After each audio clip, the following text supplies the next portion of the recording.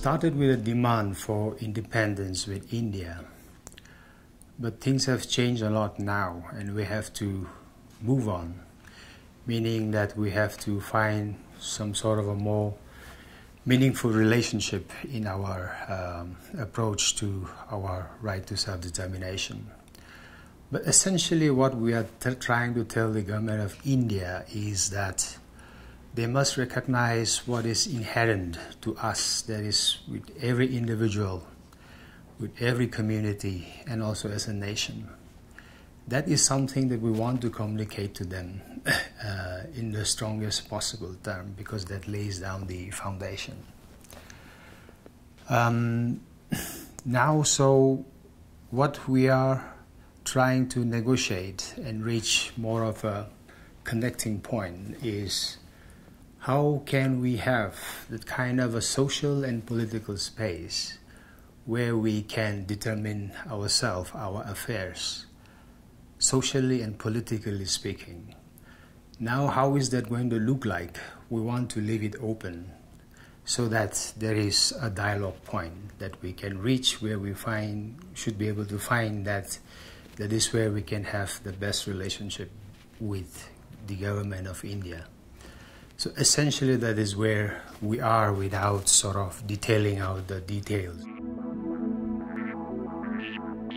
Well, the challenge is, one is the political polarization right now, and also of political regression. Of course, it's not just in India and Asia right now. So that is the main challenge that we see, because the existing autonomies in India have not worked very well.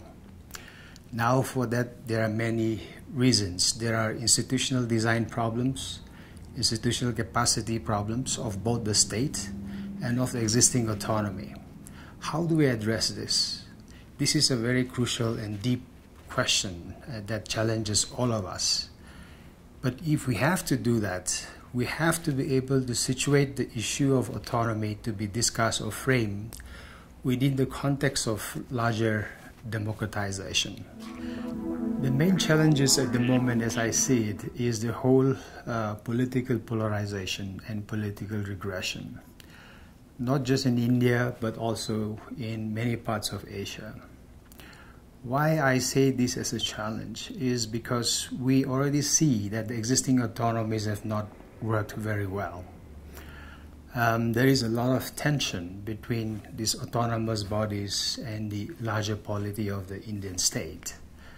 Now this comes from the fact that there are a lot of institutional defects, and also of the institutional capacity of these autonomous bodies as well as of the Indian state. So these whole relational aspects have to be worked out, as I see it, if there is to be a functioning autonomy that will bring about political solution and also of conflict resolution and transformation. But in order to do that, we should be able to situate or frame autonomy within the context of larger democratization. Otherwise, we cannot address the issue of the relationship between this state and the autonomy. But if we have to do that, it means that we have to have the space to be able to dialogue, think about it in a very serious way. So it has to be a very communicative form of a dialogue that will only allow us to reach that. Until and unless we do that, I don't think that we can ever reach some kind of a genuine autonomy and political resolution, because it will be like, you know, like an autonomous frog cannot survive when it is surrounded by kind of a snakes, no? So that is why it is very important to see the relational aspect of how we will resolve this in a larger democratization process. And that is a big challenge, as I said. I think the issue of trust is very important, because issue of trust means also being able to really come face to face and try to transcend the barriers that exist between the two parties. And in order to do that, need to enter into a very deep conversation. And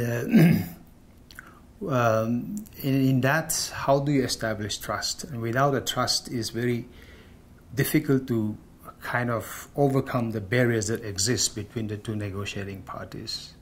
So trust is a major issue there. But the other issue I would also say is that we are just communities. We have been militarized, oppressed for such a long time. So our social institutions are all in mutilation. So when our institutions that have supported us, that has been the structure on which we have been standing, has been shaken, we are a broken people. And it is very difficult for us. This is a major challenge. What I'm trying to say is that we are negotiating from a position of very disadvantaged position. Whereas the government, of course, then is in a much more advantaged position. They have all the powers and resources. So they can still manipulate. They can still play a lot of divisive role, no matter how much effort we give. So how do you create that situation, transcend the situation? It means that the state has to begin to become much more serious and be able to see. So there has to be a lot of genuineness and desire from the state side in order that these things are understood and sort of play that kind of a genuine role and demonstrate its genuineness in trying to find a political solution. This is very, very challenging in my understanding.